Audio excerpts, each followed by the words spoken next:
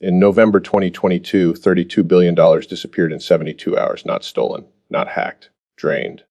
FTX, at the time the second largest crypto exchange on Earth, collapsed so fast that most of its 1.2 million users didn't even have time to log in before their funds were gone. Sam Bankman-Fried, the man who had been photographed shaking hands with heads of state and testifying before the United States Senate, had quietly moved customer deposits into a sister trading firm called Alameda Research, and Alameda had been using that money to prop up a token, FTT, that was largely worthless the moment anyone looked closely at it. But here is what most people missed. The collapse didn't start with fraud, it started with liquidity. You need to understand something about crypto markets that almost no one tells you at the beginning. Liquidity is not the same as price. A token can be worth $4 billion on paper and be completely impossible to sell without destroying its own value in the process. That is the trap. That is the mechanism. And it was running long before FTX became a headline. What if I told you that the very volatility you experience in crypto, the violent green candles that make you feel like a genius, and the brutal red ones that make you feel like a fool, is not random? What if the chaos has a structure? What if the structure has architects? Today, we are going to pull apart the economics of a crypto liquidity crisis from the inside. We are going to look at how whale-sized market participants, entities controlling wallets worth tens or hundreds of millions of dollars, systematically create, exploit, and exit liquidity conditions in ways that are mathematically predictable, even when they feel emotionally impossible. This is not about blame. This is about understanding the machine you are operating inside, because here is the core paradox at the center of everything we are going to cover today. The more volume a crypto asset shows, the more dangerous it may actually be, because volume and liquidity are not the same thing, and confusing them is how retail investors get destroyed. Stay with me, because by the end of this video, you will never look at a green candle the same way again. Financial define an itayo man, ito. Before we go any further, we need to build the analytical framework that will make everything else in this video click into place. 3 concepts. Master these, and you will understand something that 95% of crypto participants never do. Concept 1, market liquidity. What it actually means, liquidity, in its purest financial definition, is the ability to buy or sell an asset at a stable price without significantly moving that price in the process. In traditional equity markets, liquidity is provided by market makers, regulated institutions that are contractually obligated to post bid and ask prices within a defined spread. They are the shock absorbers of the financial system. Crypto has no such obligation. Market making in crypto is entirely voluntary, profit-driven, and concentrated. According to a 2023 report by Kaiko Research, the top 5 market makers control over 60% of the visible order book depth across major centralized exchanges for mid-cap altcoins. When those 5 entities decide to pull their orders, for any reason, the order book doesn't thin out, it evaporates. Think of it like this. Imagine a river that appears wide and deep from above. But underneath the surface, the water is only 2 inches deep across 90% of its width. You can only navigate it through one narrow channel. That channel is controlled liquidity. When the channel closes, every boat runs aground simultaneously. Concept 2. The bid-ask spread as a liquidity thermometer. Most retail participants watch price. Sophisticated participants watch spread. The bid-ask spread, the gap between the highest price a buyer will pay and the lowest price a seller will accept, is the single most accurate real-time indicator of actual market liquidity. In healthy markets, Bitcoin's spread on major exchanges sits between 0.01% and 0.05%. During the March 2020 COVID crash, that spread widened to over 2% within minutes, meaning that even entering a trade was costing you more than most altcoins return in a good week. During the FTX collapse in November 2022, spreads on mid-cap altcoins on surviving exchanges hit double digits. In some cases, there simply were no bids. The order book was a ghost town.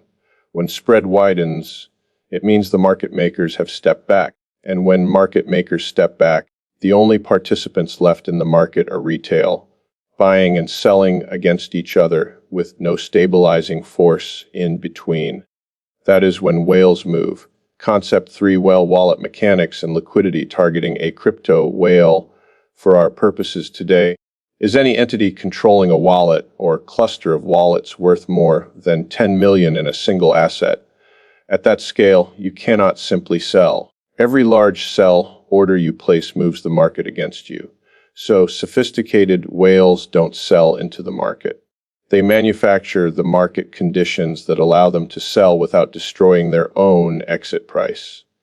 The mechanism works in 3 stages. First, accumulation, quietly building a position during low volume periods when retail attention is elsewhere, typically through OTC desks and dark pool equivalents that don't register on public order books. Second, distribution setup, creating upward price momentum through a combination of large visible buys, coordinated social media activity, wash trading that inflates reported volume figures. Third, exit, selling into the FOMO-driven retail demand that their own price movement has generated, using the liquidity that retail participants have provided to offload their entire position. The retail investor, watching volume spike and price surge, believes they are front-running an institutional move. In reality, they are the exit liquidity. Now let's talk about what this actually costs, not in abstract percentages, in real numbers. The 2022 crypto bear market, driven in large part by cascading liquidity crises across Terra Luna, Three Arrows Capital, Celsius Network, Voyager Digital, and FTX, erased an estimated $2.2 trillion in total crypto market capitalization between November 2021 and November 2022. That is more than the GDP of Italy, wiped in 12 months. But here is the number that doesn't make headlines. According to Chainalysis data, approximately 75 billion of those losses were concentrated among retail wallets holding less than $10,000 in assets.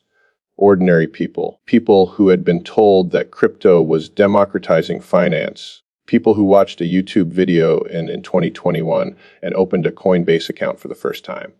Meanwhile, blockchain analytics firm Nansen documented that in the weeks before the Terra Luna collapse, large wallets, those holding more than $1 million in UST, had been quietly exiting their positions. The smart money didn't predict the collapse.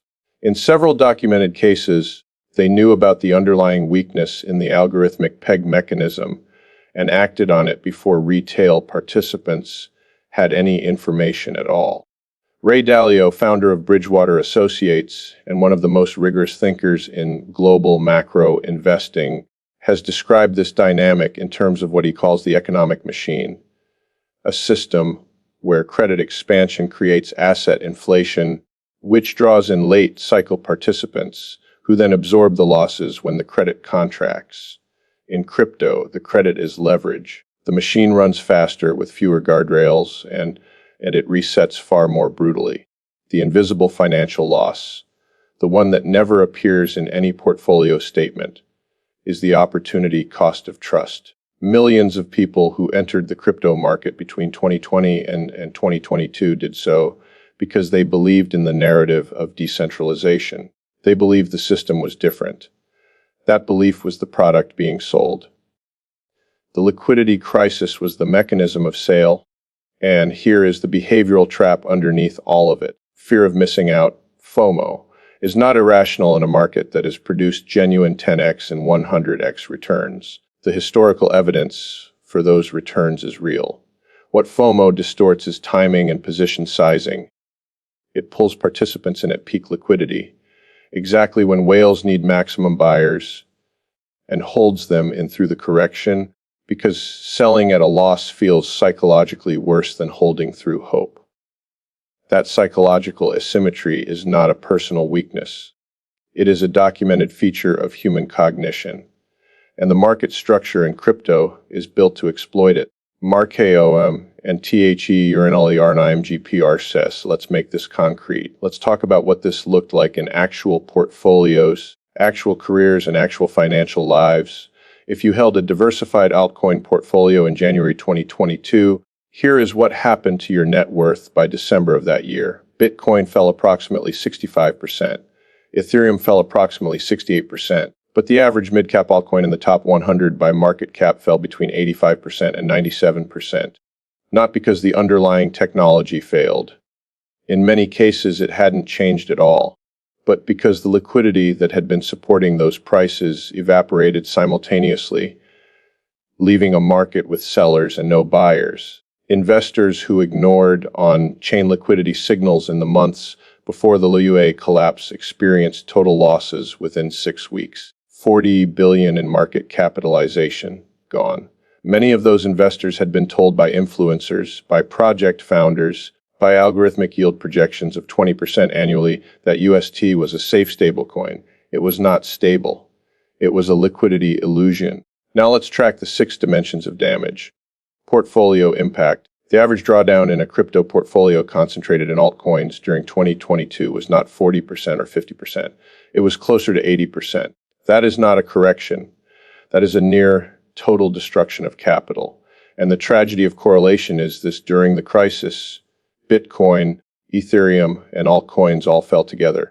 The diversification that retail investors believed they had, holding 10 different tokens, provided zero protection, because in a liquidity crisis, correlation goes to 1. Everything falls simultaneously. Career and income. The crypto industry shed an estimated 26,000 jobs between January and December 2022, according to industry tracker layoffs. Coinbase cut 18% of its workforce. BlockFi filed for bankruptcy. Celsius laid off 23% of its staff before freezing withdrawals entirely. These were not junior roles. These were engineers, analysts, compliance officers, people who had left traditional finance careers because they believed in the future of crypto. Savings and wealth. Stablecoin pegging was supposed to be impossible. That was the entire value proposition. When UST broke its dollar peg on May 9, 2022, holders who had treated it as a savings instrument, a place to park cash and earn yield, discovered that their stable asset had become worthless in under 48 hours. Behavioral finance. The panic selling that followed each leg down in 2022 was textbook availability heuristic, making decisions based on the most recent, most emotionally vivid information rather than long-term data. Investors who had held through the 2018 bear market and recovered knew rationally that cycles repeat, but the emotional vividness of watching your portfolio fall 20% in a single day overwhelmed that rational framework. The result was selling at the bottom, locking in permanent losses, and then watching prices partially recover, too psychologically bruised to re-enter. Risk perception. The anchoring bias, measuring current value against the all-time high price, may be the single most expensive cognitive error in crypto investing.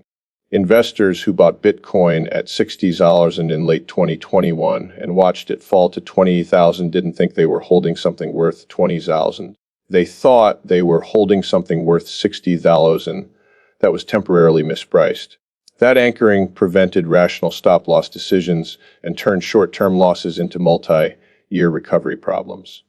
Systemic blind spots. The rehypothecation chains running through crypto lending platforms in 2021 and 2022 were almost perfectly invisible to retail participants. Celsius was lending customer deposits to counterparties. Those counterparties were pledging collateral that had itself been borrowed. Three Arrows Capital, at its peak managing $18 billion, was leveraged across multiple platforms simultaneously. When the collateral value fell, the entire chain unwound in sequence, and every platform that had trusted every other platform discovered that the assets they thought they held were already spoken for. This is the beginning of the unlearning. Recognizing that your losses were not the result of bad luck or personal failure. They were the result of operating inside a system you did not fully understand.